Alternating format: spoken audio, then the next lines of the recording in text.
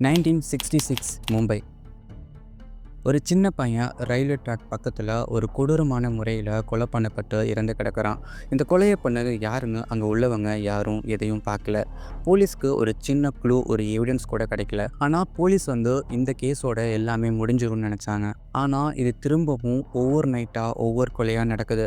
நடக்கிற கொலை எல்லாமே ஒரே மாதிரியாக ஒரே பேட்டர்னில் இருக்குது. இதில் பாதிக்கப்படுறவங்க யாருன்னா, மும்பையில் வீடு இல்லாமல் ரோட்டு ஓரமாக குடிசையில் தங்கியிருக்கவங்களுக்கு தான். கொலையெல்லாம் நைட் டைமில் நடக்கிறதுனால சூரியன் மறைஞ்சதும் அவங்களுக்கு பயம் வர ஆரம்பிக்குது. இந்த கொலையெல்லாம் பண்ணுறது பேயோட வேலையாக தான் இருக்குன்னு அந்த ஊர் மக்கள் நம்பினாங்க. ஆனால் கொலையாளி பேய் இல்லைன்னு அவங்களுக்கு தெரியாது. ஆமாம், 1965லேருந்து 1968 வரைக்கும் தமிழ்நாட்டிலிருந்து மும்பைக்கு மும்பை மக்களை அலற விட்ட ஒரு பயங்கரமான சீரியல் கில்லரை பற்றி தான் இன்னைக்கு உள்ள வீடியோவில் பார்க்க போகிறோம். So let's know more about today's case. Raman Raghav. August 1968 Mumbai. மும்பையோட புறநகர் பகுதியான மாலட், கண்டிவாலி இந்த மாதிரி இடத்துலலாம் தொடர்ச்சியாக கொலைகள் நடக்குது. இதே மாதிரி 1966 நடந்த கொலைகள் மாதிரியே இப்போது 1968 நடக்க ஆரம்பிக்குது. இதில் பாதிக்கப்படுற எல்லாருமே ரோட் சைடு ஓரமாக குடிசையில் வாழ்கிறவங்க, வீடு இல்லாமல் ரோட்டில் தூங்குறவங்க. இவங்கெல்லாம் நைட் டைம் தூங்குனதுக்கு அப்புறமா ஒரு இரும்பு ராடாட்டியோ இல்லை சுத்தியில் வச்சோ அவங்க கொலை செய்யப்படுறாங்க. எதுக்காக அந்த கொலையெல்லாம் நடக்குது? ஜூலை 5, 1968 உருது சொல்லி கொடுக்குற ஒரு டீச்சர், அவர் நேம் அப்துல் கரீம். அவர் பாக்கெட்டில் வச்சுருந்த 262 ரூபா பணத்துக்காகவும், அவர் கட்டியிருந்த வாட்சுக்காகவும், அவர் கையில் வச்சுருந்த ஒரு கருப்பு கலர் கொடைக்காகவும் அவரை கொலை பண்ணியிருக்காங்க. இதே மாதிரி ஜூலை 19, 1968 54 வயசான ஒரு பெரியவரோட வீட்டில் ஒரு ஸ்டவ் அடுப்புக்காக அவரை கொலை பண்ணியிருக்காங்க. இந்த மாதிரியான சின்ன திருட்டுக்காகவும் இல்லை, தனிப்பட்ட பழிவாங்குற நோக்கமும் இல்லாமல் ஆண்கள், பெண்கள், குழந்தைங்கள்னு வேறுபாடு இல்லாமல் கொடூரமாக சாகடிக்கப்படுறாங்க. இந்த கொலையெல்லாம் மும்பை சிட்டியை பயத்துக்கு ஆளாக்குச்சு. குடியிருந்தவங்களாம் வீட்டை விட்டு வெளியே வர பயந்தாங்க. ரோட்டு ஓரமாக குடிசையில் வாழ்ந்தவங்களாம் வெளியில் தூங்குறத நிறுத்தினாங்க. ஒவ்வொரு நைட்டும் எப்போ விடியணும் எல்லாரும் பயத்தில் தூங்காமல் இருந்தாங்க. இவளை கொடூரமாக கொலை பண்ணுற கில்லரை போலீஸ்னால பிடிக்க முடியலை. தப்பி பிழைச்சவங்க கொடுத்த தெளிவில்லாத இன்ஃபர்மேஷனை வச்சியும் அட்டாக் நைட் டைமில் நடக்கிறதுனால இன்வெஸ்டிகேஷன் சிக்கலாக இருந்தது. அதனால ஒரு எவிடன்ஸும் போலீஸ்க்கு கிடைக்கல. அதனால போலீஸ் குழப்பத்தில் இருந்தாங்க. அந்த ஏரியாவில் மட்டும் போலீஸ் லத்தியோட பேட்ரோல் டியூட்டியில் சுற்றிட்டு இருந்தாங்க. அப்போது ரோட்டு ஓரமாக தூங்கிட்டு இருந்தவங்கள கில்லர்னு தப்பாக நினச்சி அவங்கள அடித்து விசாரிக்கிறாங்க.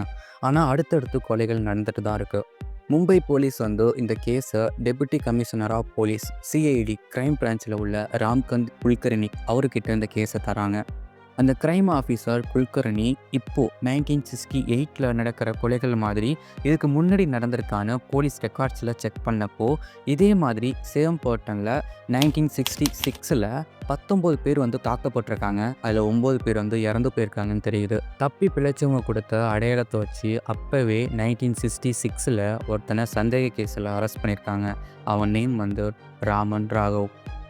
ராமன் ராகவை பற்றி தெரிஞ்சுக்கிறதுக்காக அப்போது அவனை அரெஸ்ட் பண்ண போலீஸ் ஆஃபீஸர்ஸ் கிட்ட அவனை பற்றி கேட்குறாங்க. அதுக்கு அந்த போலீஸ் ஆஃபீஸர் என்ன சொல்கிறாருன்னா, ஆமாம் சார், நாங்கள் தான் அவனை அரெஸ்ட் பண்ணோம். ஆனால் அந்த கொலைக்கும் அவனுக்கும் எந்த ஒரு எவிடன்ஸும் இல்லை. ஆனால் அவன் 5 வருஷம் ஜெயிலில் இருந்திருக்கான்னு போலீஸ் ரெக்கார்ட்ஸில் இருந்துச்சு. அதனால் ஜஸ்ட் அவனை மிரட்டி விட்டுட்டோன்னு அந்த போலீஸ் ஆஃபீஸர் சொல்கிறாங்க. ஆனால் அப்போது அவங்களுக்கு தெரியாது அவன் தான் ஒரிஜினல் கில்லர்னு. போலீஸ் ராமன் ராகவோட பேக்ரவுண்டு என்னன்னு விசாரிக்கிறாங்க. அப்போ தான் ராமன் ராகவ் தமிழ்நாட்டை சேர்ந்தவன். திருநெல்வேலியில் 1929 பிறந்திருக்கான். சின்ன வயசில் நிறைய பிரச்சனையில் வளர்ந்துருக்கான். இவனோட அப்பா ஒரு திருடன். சின்ன சின்ன திருட்டுலாம் எப்படி பண்ணலான்னு அவனுக்கு அவர் சொல்லி கொடுத்துருக்காரு. அதே டைமில் அவனோட அம்மாவும் இறந்து போயிடுறாங்க. சரியான பேரண்ட்ஸோட கைடன்ஸ் இல்லாமல் அவன் வளர்ந்துருக்கான். ராகவ் சரியான எஜுகேஷனும் இல்லாமல் தனிமையில் வளர்ந்துருக்கான். 1950s ராமன் ராகவ் மும்பையில் உள்ள ரைஸ் மில்லில் அவனோட ஃப்ரெண்டு மூலயமா வேலைக்கு ஜாயின் பண்ணுறான். அப்போது மும்பையோட புறநகர் பகுதியில் உள்ள காடுகளில் தான் அவன் வாழ்ந்துட்டு இருந்திருக்கான். கொஞ்சம் கொஞ்சமாக திருடவும் ஆரம்பிக்கிறான். அப்போது அவன் கொள்ளையடித்து மாட்டிக்கிட்டதுனால அவனை திருட்டு கேஸில் 5 வருஷம் ஜெயிலில் போடுறாங்க. ஜெயிலேருந்து வெளில வந்ததுக்கப்புறமா ஒரு மெக்கானிக் ஷாப்பில் வந்து ஒர்க் பண்ணிட்டு இருந்திருக்கான். அந்த டைமில் தான் 1966 நடந்த கொலைக்கும் இவனுக்கும் சந்தேகப்பட்டு போலீஸ் வந்து இவனை அரெஸ்ட் பண்ணியிருக்காங்க. அதுக்கப்புறமா அந்த கொலைக்கும் இவனுக்கும் எந்த ஒரு எவிடன்ஸும் இல்லாதனால அவனை ரிலீஸ் பண்ணியிருக்காங்க. இது வரைக்கும் அவனோட பேக்ரவுண்டை விசாரிச்சதில் போலீஸ்க்கு இதெல்லாம் தெரிய வருது. 1966 நடந்த கொலையெல்லாம் அவனை ரிலீஸ் பண்ண கொஞ்ச நாள் கழிச்சு கொலையெல்லாம் நின்றுருக்கு. அதனால் அவன் மேலே டவுட் வருது. இப்போ நடக்கிற கொலைக்கெல்லாம் காரணம் ராமன் ராகவா இருக்கலான்னு போலீஸ் கெஸ் பண்ணுறாங்க. குல்கர்னி கிரைம் ஆஃபீஸர் வந்து என்விரான்மெண்ட் கிரிமினாலஜி கிரைம் இன்வெஸ்டிகேஷன் மெத்தடை யூஸ் பண்ணுறாரு. கொலைகள் நடக்கிற ஏரியாவில் தான் திரும்பவும் அதே ஏரியாவில் கொலைகள் நடக்கிறத குல்கர்னி ஆஃபீஸரை வந்து கவனிக்கிறாரு. அந்த சரௌண்டிங்கில் உள்ள கோரகான் ஜோகேஸ்வரிங்கிற ஏரியாவில் 2000 பேர் கொண்ட போலீஸ் டீமை இறக்குறாங்க. 1966 பாதிக்கப்பட்டவங்க கொடுத்த அடையாளத்தை வச்சு ராமன் ராகவ் மாதிரி உள்ளவங்களை தேட ஆரம்பிக்கிறாங்க. ஆகஸ்ட் 27, 1968 டோங்கிரி போலீஸ் ஸ்டேஷனோட சப் இன்ஸ்பெக்டர் அலெக்ஸ் வழக்கம் போல் மும்பையோட தெற்கு பகுதியில் உள்ள பெண்டி பஜாரில் உள்ள ரோட்டில் அவரோட போலீஸ் ஜீப்பில் நைட்டு பேட்ரோல் டியூட்டியை பார்த்துட்டு வந்துட்டுருக்காங்க. அப்போது பெண்டி பஜார் ரோட்டில் உள்ள பஸ் ஸ்டாண்டில் ஒருத்தன் ப்ளூ கலர் ஃபுல் ஹேண்ட் ஷர்ட்டும் ப்ரௌன் கலர் பேண்ட்டும் போட்டுட்டு பஸ்ஸுக்கு வெயிட் பண்ணிட்டு இருந்தான். ஆனால் அந்த ஏரியாவில் மழை பெய்யவே இல்லை. ஆனால் அவன் கையில் வச்சிருந்தா கருப்பு கலர் கூட வந்து ஈரமாக இருந்துச்சு. அவனோட ஷூ வந்து சேரும் சகதியமாக இருந்துச்சு. போலீஸ் வந்து அவங்களோட ஜீப்பை விட்டு கீழே இறங்கி வந்து அவன்கிட்ட, நீ யார், எங்கேருந்து வர, உன் பேர் என்னன்னு கேட்குறாங்க. அதுக்கு அவன் வந்து, என் பேர் வந்து சிந்தி தாழ்வாயின்னு சொல்கிறான். இப்போ ரீசெண்டாக கொலை நடக்கிற மாலட் ஏரியாவிலேருந்து நான் வரேன் அப்படின்னு சொல்கிறான். அப்போது அவனோட ஷர்ட்டில் ரத்தக்கரை இருக்கிறத போலீஸ் பார்க்குறாங்க. அது மட்டும் இல்லாமல் அவனோட கையில் துண்டாக வெட்டப்பட்ட ஒரு கட்டவிரல் இருக்கிறதையும் ஒரு கண்ணாடி இருக்கிறதையும் போலீஸ் கவனிக்கிறாங்க. சப் இன்ஸ்பெக்டர் அலெக்ஸ் வந்து ராமன் ராகவோட அடையாளத்தோட இவன் இருக்கிறதுனால அவன்கிட்ட நீ ஸ்டேஷனுக்கு வான்னு கூப்பிட்றாங்க. அதுக்கு அவன் வந்து எந்த ஒரு பிரச்சனையும் பண்ணாமல் அந்த இடத்த விட்டு ஓடாமல் அமைதியாக ஸ்டேஷனுக்கு வரான். ஸ்டேஷனில் வந்து அவனோட கைரேகையை மீறி நடந்த க்ரைம் ரெக்கார்ட்ஸில் உள்ள கைரேகையோட மேட்ச் பண்ணப்போ அவனோட ரியல் நேம் வந்து ராமன் ராகவன் தெரிய வந்துச்சு. போலீஸ் வந்து சந்தேகப்பட்டு தேடிட்டு இருந்த ராமன் ராகவ் இவன் தான். இவனுக்கு மொத்தம் சிந்தி தாழ்வாய், அண்ணா, தம்பி தாழ்வாய், வேலுச்சாமி, ராமன் ராகுன்னு மொத்தம் 5 பேர் இருந்திருக்கு. இவன் கையில் வச்சிருந்த கட்டவரல் வந்து இப்போ ரீசெண்டாக இறந்து போன டைலரோட கட்டவரல்னு போலீஸ் கன்ஃபார்ம் பண்ணதும் ராமன் ராகவ் வந்து 302ல் போலீஸ் அரெஸ்ட் பண்ணுறாங்க. இன்வெஸ்டிகேஷன் ஸ்டார்டிங்கில் ராமன் ராவ் கிட்ட இப்போ நடக்கிற கொலையும் 1966 நடந்த கொலையும் நீ தானே பண்ணதுன்னு கேட்குறாங்க. அதுக்கு அவன் எந்த ஒரு பதிலுமே சொல்லலை. போலீஸ் வந்து அவனை அடித்து டார்ச்சர் பண்ணி கேட்டும் அவன் வாயை திறக்கலை. 2 நாள் கழிச்சும் எந்த ஒரு பதிலும் சொல்லாமல் அமைதியாக இருக்கான். அவனோட மனநிலையை புரிஞ்சுக்கிட்ட குல்கர்னி ஆஃபீஸர் உனக்கு என்ன வேணும்னு கேட்குறாங்க. அதுக்கு ராமன் ராவ் வந்து எனக்கு சிக்கனும் கோழிக்கறியும் அந்த தேங்காய் எண்ணெயும் ஒரு சீப்பும் ஒரு கண்ணாடியும் வேணும்னு கேட்குறான். போலீஸ் வந்து அவன் கேட்டதெல்லாம் வாங்கி தராங்க. அவனும் அந்த சிக்கனை நல்லா சாப்பிட்டுட்டு தேங்காய் எண்ணெயை அவன் தலையில் தேய்ச்சிட்டு அந்த சீப்பாட்டி தலைவாரிட்டு அந்த கண்ணாடியில் அவன் மூஞ்ச பார்த்து சிரிக்கிறான், ரசிக்கிறான். அதுக்கப்புறமா கொஞ்ச நேரம் கழிச்சு அந்த கொலையெல்லாம் பண்ணது நான் தான் ஒத்துக்கிறான். 1966 நடந்த கொலைக்கும் இப்போ நடக்கிற கொலையும் நான் தான் பண்ணேன். மொத்தம் 41 பேரை கொண்டிருக்கேன்னு ராமன் ராவ் போலீஸ்கிட்ட சொல்கிறான். எப்படி இந்த கொலையெல்லாம் இவ்வளோ கொடூரமாக பண்ணேன்னு போலீஸ் அவன்கிட்ட கேட்குறாங்க. அதுக்கு ராமன் ராவ் வந்து கார் வீலில் உள்ள போல்ட்டை கலட்டுறதுக்கு யூஸ் பண்ணுற எல் ஷேப் ஸ்பானர் வச்சு தான் இந்த கொலையெல்லாம் பண்ணேன்னு சொல்கிறான். அது மட்டும் இல்லாமல் ஒரு இரும்பு ராடை ஒரு இரும்பு பற்றையில் கொடுத்து அதை 7ஆம் நம்பர் வடிவத்தில் ரொம்ப ஷார்ப்பாக அதை ரெடி பண்ண தான் இந்த வெப்பன். இந்த வெப்பனை வச்சு தான் நான் அதிகமான கொலைகளை பண்ணியிருக்கேன்னு ராமன் ராவ் வந்து போலீஸ்கிட்ட சொல்கிறான்.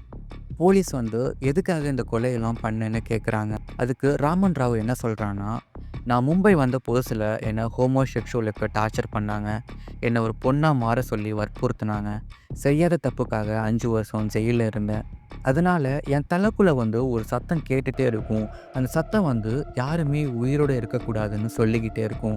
அந்த குரல் வந்து சிவனோட குரல்னு நான் நம்பினேன். அதனால் கடவுள் வந்து கட்டளையிட்டு கொல்ல சொன்னார். நான் கொன்னேன்னு ராமன் ராவ் சொல்கிறான். இவன் சொன்ன கன்ஃபெஷனை வச்சு போலீஸ் வந்து இவனுக்கு மென்டல் ஹெல்த்து சரியில்லைன்னு நினச்சாங்க. அதனால் ஒரு சைக்காட்ரிக் டாக்டர்கிட்ட அவனை காமிச்சாங்க. டாக்டர் செக் பண்ணதில் அவனுக்கு கிஸ்ஸோப்ரீனியாங்கிற சித்தப்பிரமை நோயால் பாதிக்கப்பட்டிருந்ததுனால அவன் பண்ண மோசமான கொடூரமான கொலைகள் எல்லாமே எந்த ஒரு நோக்கமும் இல்லாமல் பண்ணியிருக்கான்னு டாக்டர் வந்து சொல்கிறாங்க. ஆகஸ்ட் 13, 1969 ராமன் ராவுக்கு வந்து கோர்ட்டில் மரண தண்டனை தராங்க. ஆனால் மும்பையோட ஹைகோர்ட்டு வந்து ராமன் ராவோட மென்டல் ஹெல்த்தை பேஸ் பண்ணி 3 சைக்காட்ரிக் டாக்டரை வச்சு ரீசெக் பண்ணுறாங்க. அப்போது அவனுக்கு வந்து ரொம்ப நாளாக சித்தப்பிரமை இருக்கிறதுனால அவனோட மரண தண்டனையை வந்து ஆயுள் தண்டனையை மாற்றினாங்க. ஏப்ரல் 7, 1994 பூனேயில் உள்ள சாசூன் ஹாஸ்பிட்டலில் ராமன் ராவ் வந்து கிட்னி ஃபெயிலியர்னால இறந்து போகிறான். ராமன் ராவ் வந்து ஒரு திருடனும் இல்லை, ஒரு கேங்ஸ்டரும் இல்லை. எந்த ஒரு காரணமும் இல்லாமல் ரோட்டு ஓரமாக கஷ்டத்தில் வாழ்ந்துட்டு இருந்தவங்களோட தூக்கத்தை இவன் கொன்னாங்க. உண்மையாகவே அவன் மனதளவில் நோய்வாய்ப்பட்டிருந்தானா, இல்லை தண்டனையிலிருந்து தப்பிக்கிறதுக்காக சித்தப்பிரமையை ஒரு சாக்காக யூஸ் பண்ணிக்கிட்டானா? ராமன் ராவ் மாதிரி உள்ளவங்க இப்போ உள்ள சுச்சுவேஷனில் ரியல் லைஃப்பில் இருட்டில் போய் யாரும் ஒளியறதில்ல, நம்ம கூடவே நடமாடிட்டு இருக்காங்க. ஸோ நீங்கள் இந்த கேஸை பற்றி என்ன நினைக்கிறீங்கிறத கமெண்ட் பாக்ஸில் சொல்லுங்கள். உங்களுக்கு க்ரைம் வீடியோஸ் பிடிக்குன்னா இந்த சேனலை சப்ஸ்கிரைப் பண்ணிக்கோங்க. அண்ட் ரிமெம்பர், சேஃபாக இருங்க. நெக்ஸ்ட் வீடியோவில் பார்க்கலாம். பாய்.